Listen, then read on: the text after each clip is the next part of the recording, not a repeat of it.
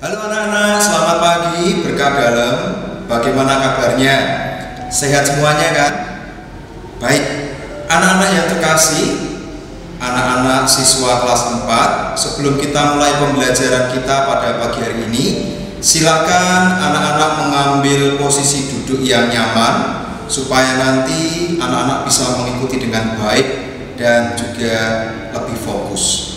Anak-anak yang terkasih, hari ini kita akan belajar mengenai aku bangga diciptakan sebagai perempuan dan laki-laki. Sebelumnya Pak Jaya bertanya dulu pada kalian, apakah ada di antara kalian yang masih ragu-ragu dengan jenis kelaminnya? Tidak ya, kalian sudah yakin ya dengan jenis kelaminnya masing-masing ya? Kalian anak laki-laki sudah paham betul. Kalian juga anak-anak yang putri pasti juga sudah paham betul bagaimana tubuhku sebagai laki-laki dan bagaimana tubuhku sebagai anak perempuan. Anak-anak yang terkasih, sebagai pembukaan, sebagai pengantar, kita akan menyaksikan sebuah film singkat yang diambil dari kitab Kejadian bab 1 ayat 26 sampai dengan 31 yang mengkisahkan tentang Allah yang menciptakan bumi dan segala isinya. Allah menciptakan manusia itu sesuai gambar dan rupa Allah sendiri. Manusia laki-laki dan manusia perempuan itu diciptakan secitra dengan Allah, serupa dan segambar dengan Allah. Kalian pasti sudah penasaran kan bagaimana filmnya? Oke, anak-anak ambil sikap duduk yang nyaman, kita saksikan filmnya bersama-sama.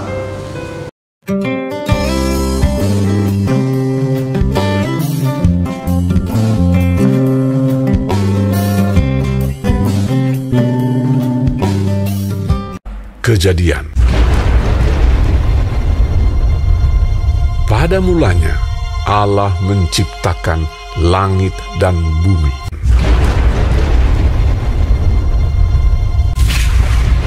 Bumi belum berbentuk dan kosong. Gelap gulita menutupi samudra raya. Dan berfirmanlah Allah, "Jadilah terang." Lalu terang itu jadi.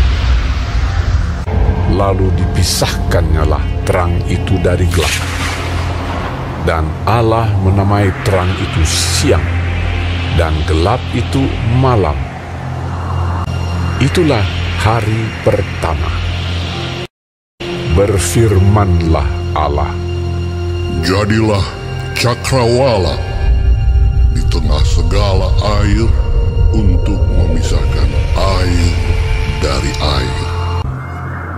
Lalu Allah menamai cakrawala itu langit. Itulah hari kedua.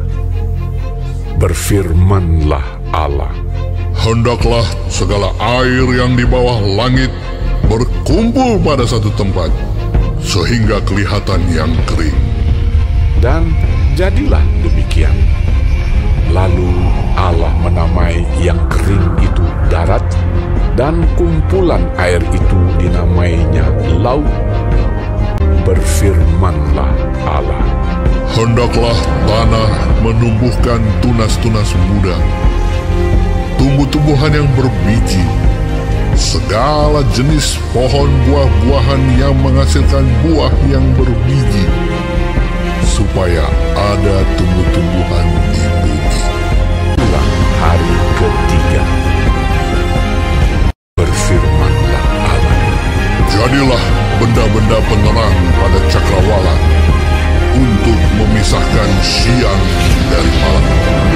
Maka Allah menjadikan kedua benda penerang yang besar itu, yakni yang lebih besar untuk menguasai siang dan yang lebih kecil untuk menguasai malam, dan menjadikan juga bintang-bintang. Allah menaruh semuanya itu di cakrawala untuk menerangi bumi, dan untuk menguasai siang dan malam, dan untuk memisahkan terang dari gelap. Itulah hari keempat. Berfirmanlah Allah, Hendaklah dalam air berkeriapan makhluk yang hidup, dan hendaklah burung beterbangan di atas bumi melintasi cakrawala. Lalu Allah memberkati semuanya itu. Itulah hari kelima. Berfirmanlah Allah, Hendaklah bumi mengeluarkan segala jenis makhluk yang hidup, ternak dan binatang melata, dan segala jenis binatang liar. dan jadilah demikian. Firmanlah Allah, Baiklah kita menjadikan manusia menurut gambar dan rupa kita. ketika itulah Tuhan Allah membentuk manusia itu dari debu tanah dan menghembuskan nafas hidup ke dalam hidungnya. Demikianlah manusia itu menjadi makhluk yang hidup. Selanjutnya, Tuhan Allah membuat taman di Eden. Di sebelah timur, disitulah ditempatkannya manusia yang dibentuknya itu. Maka Allah menciptakan manusia itu menurut gambarnya, menurut gambar Allah diciptakannya dia. Laki-laki dan perempuan diciptakannya mereka. Allah memberkati mereka. Lalu Allah berfirman kepada mereka, Beranak cuculah dan bertambah banyak. Penuhilah bumi dan taklukkanlah itu. Berkuasalah atas ikan-ikan di laut dan burung-burung di udara, dan atas segala binatang yang merayap di bumi. maka Allah melihat segala yang dijadikannya itu sungguh amat baik. Itulah hari ke-6. Berhentilah ia pada hari ke-7 dari segala pekerjaan yang telah dibuatnya itu. Demikianlah diselesaikan langit dan bumi dan segala isinya. Nah, anak-anak, menarik ya filmnya ya.